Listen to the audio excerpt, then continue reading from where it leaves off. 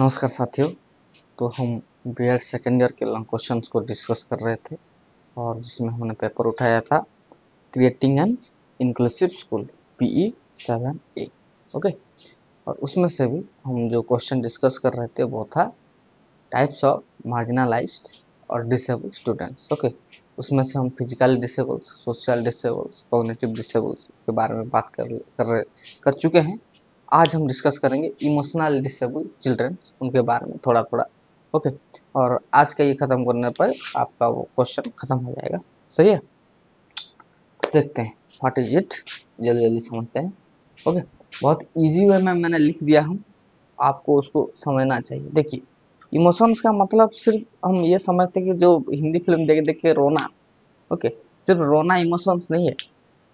Okay, emotions आप किसी को देख के आप चिड़चिड़ा से गए, आप गुस्सा हो रहे हैं, okay, that's also an emotion.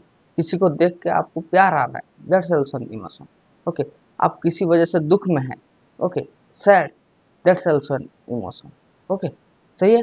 देखिए, किसी को आपको देख के दया आ रही है, कंपैशन है, और आपके अंदर करुणा है, it is also an emotion.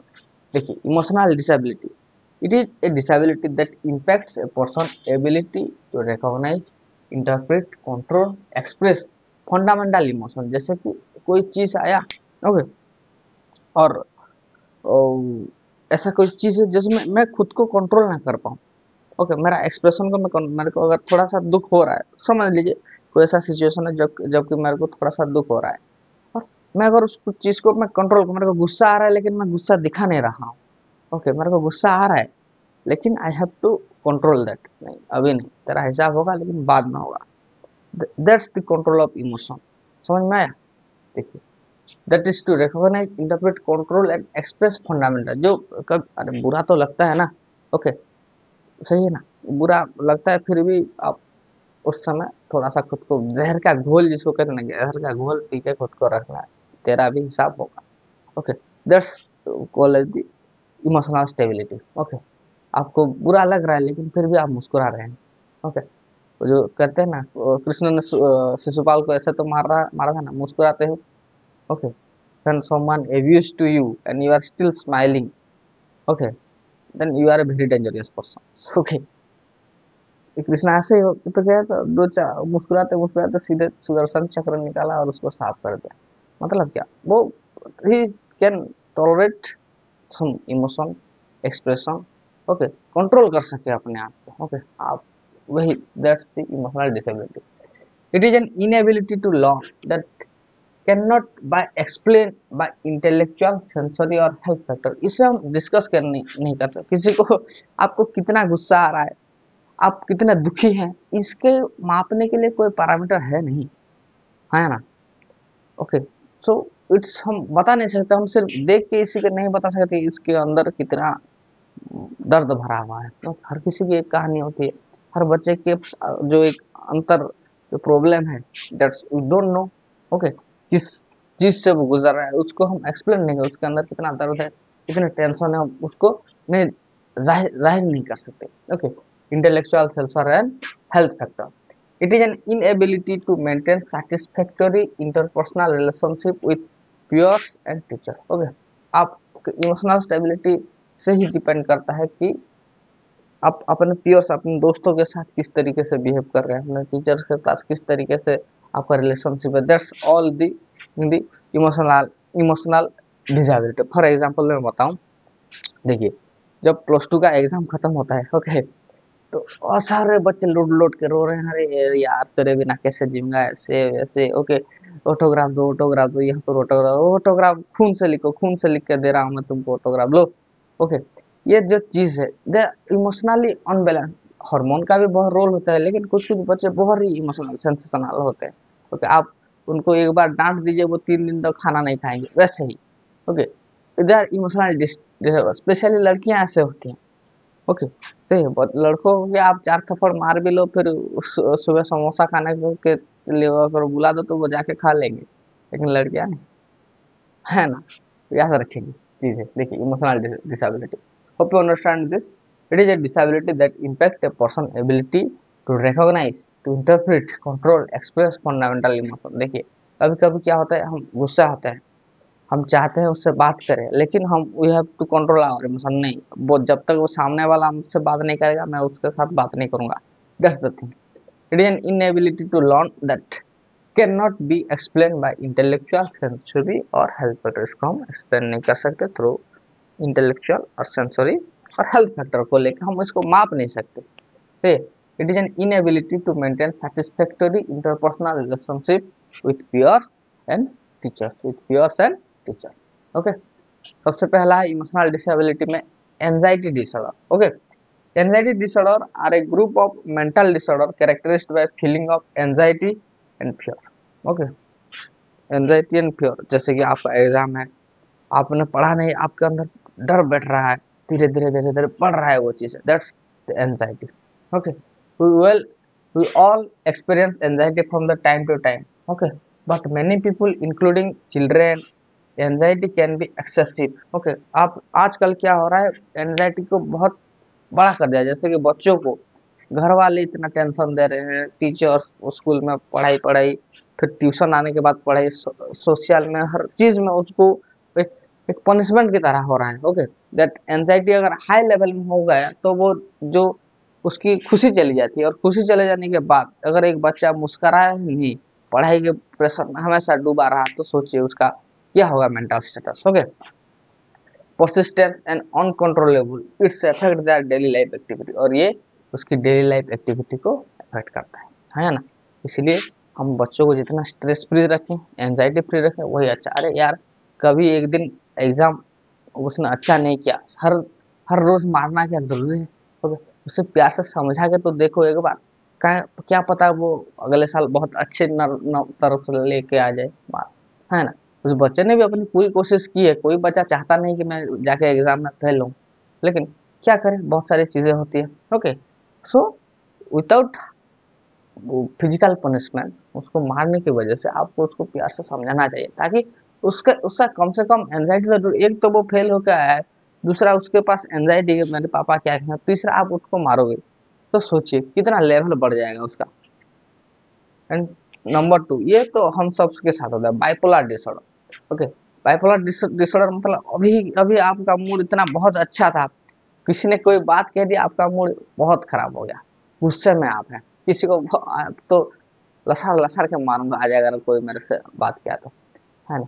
That's the meaning of the bipolar. Okay, एक क्षण आप बहुत खुश थे, कुछ कुछ ऐसा कुछ बात हो गया तो आपका मूड ऑफ हो गया, आप अच्छे से बात नहीं कर, आप रोने रोने की स्थिति में आ गए। Okay, bipolar disorder is a serious medical condition that cause dramatic mood swing from overly high irritable to sad and hopeless। Okay, कभी कभी आप बहुत इरिटेट हो जाते हैं, होता है ना, पढ़ाई नहीं कर रहा हूँ, ये है वो है, दुनिया भर की चीजें, और कभी कभी सैड हो जाता है, यार क्या मैं पढ़ाई पढ़ नहीं रहा हूँ, मेरा ये हो गया, मेरे को कुछ कोई टाइम सही नहीं है, ऐसे आप वैसा, वो सारी चीजें। ओके, एंड बैक अगेन, और फिर से आप कुछ दिन हुआ, फिर 4 दोस्त आगे आपको, चलो मैं समोसा खिलाने लेके चलता हूँ, तो आप चले गए, वहां से हंसी मजाक ठिठोली चल रही है, ऐसे ऐसे दिन निकल गया। Okay, this is the bipolar disorder. Okay, and often people with period of moods between them, कभी वो एक गाना है ना, जिंदगी की यही रीत है, हार के बाद ही जीत है, होता है, कभी आपको हार मिलेगी, कभी आपको जीत मिलेगी, कभी आप खुशी खुशी में पागल हो रहे हैं, कभी आप दुख में रो रहे हैं, है ना, ये सारी चीजें। ओके, सही है। कभी कभी आप अंदर से बहुत खुश है, कभी आप, जैसे फॉर एग्जांपल मैं बता दूं, ये इमोशन जो है ना, ओके, ये बाइपोलर डिसऑर्डर, आप खुद महसूस कीजिएगा, अगर कभी कभी आप अपना दिन का काम बहुत अच्छे से कर लिए। ओके, आप सुबह उठे, जो पूजा वूजा करना है कर लिया, थोड़ा सा आप सोचे थे कि मैं 4 घंटा आज पढ़ूंगा, लेकिन आप खुद प्रॉपर टाइम यूटिलाइज करके 8 घंटे पढ़ लिए, तो आप अंदर से सेटिस्फाइड रहते हैं, नहीं आज का दिन हमारा बहुत अच्छा गया। लेकिन कभी कभी होता है, आप पढ़ने बैठे, कुछ ऐसा हुआ, आपका मन नहीं किया, आप सो गए 3 बार। ओके, मतलब क्या, we are dissatisfied at that, it is also types of mood swings. Okay, आप कभी आप काम कर ले तो खुश रहे, कभी काम नहीं कर पाए हैं तो दुख में रहे, है ना। सही है, hope you understand this, right it down in proper way. फिर हम आगे देखेंगे और क्या इमोशनल डिसेबिलिटी हो सकती है, एंजाइटी डिसऑर्डर, बाइपोलर डिसऑर्डर। देखिए, इमोशनल डिसेबिलिटीज में और क्या क्या डिसऑर्डर हो सकते हैं? एक है कॉन्डक्ट डिसऑर्डर। ओके, ध्यान से पढ़िएगा। Conduct disorder is a repetitive and persistent pattern of behaviour in A children and adolescents. Okay, एक रिपीटेटिव बिहेवियर जो दिखाई देता है, ओके, शुरुआत से ही बच्चे में, पर्सनल में, ओके, इन चाइल्डहुड और इन एडोलसेंस, ओके, दोनों में दिखाया जाता है। In which the right of others और the basic social rules are violated, जिनमें कि वो जो रूल्स हैं, ओके, उनको वो हमेशा वायलेट करता रहता है। ओके, उसको पसंद ही नहीं वो चीज़।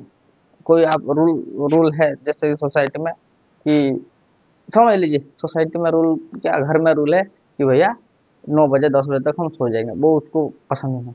वो हमेशा ही 1 बजे तक जागता ही रहेगा चाहे कुछ भी हो। सही है।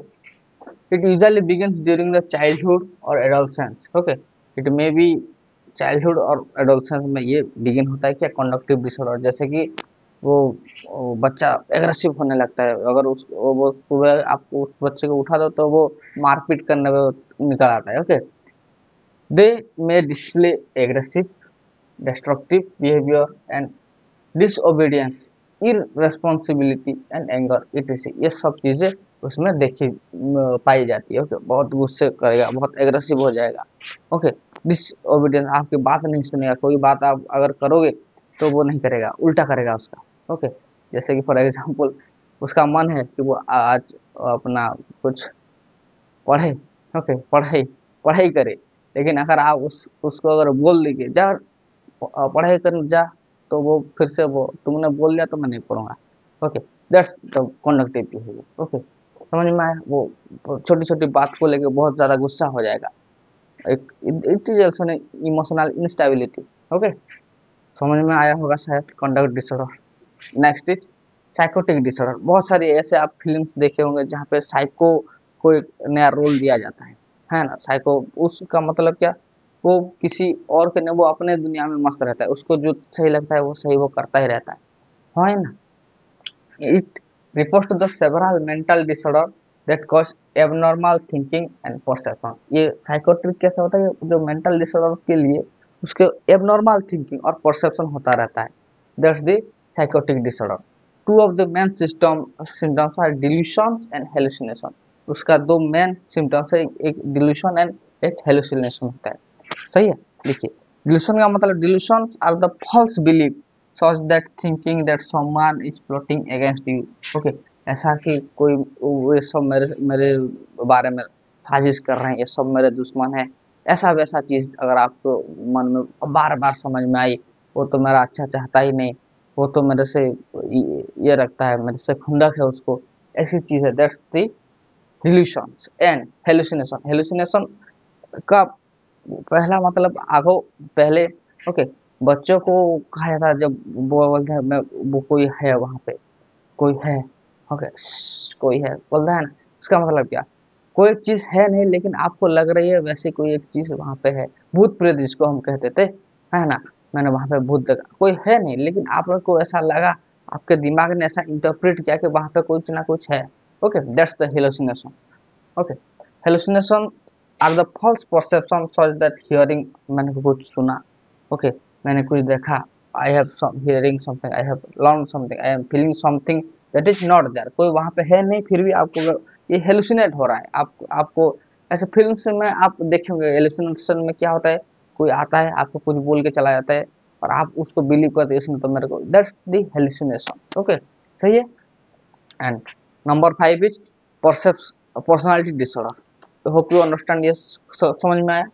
Number 5 is personality disorder. Personality disorder, आपने वो एक विक्रम का शायद मूवी था जिसमें एक सीन में तो वो चोटी वाला एक ब्राह्मण होता था, और एक सीन में वो बाल खोल के, क्या मैं उसका नाम भूल रहा हूँ, लेकिन ओके, रेमो शायद, हाँ रेमो, शायद रेमो या फिर कुछ ऐसा। ओके, तो उसको बोलते हैं स्प्लिट पर्सनालिटी, एक ही व्यक्ति के अंदर दो होना। ओके, स्प्लिट पर्सनालिटी, आप अगर चंद्रमुखी मूवी भी देखे होंगे तो रजनीकांत बताता है कि एक समय में वो नॉर्मल रहती है और दूसरे समय में वो चंद्रमुखी बन जाती है। That's the split personality.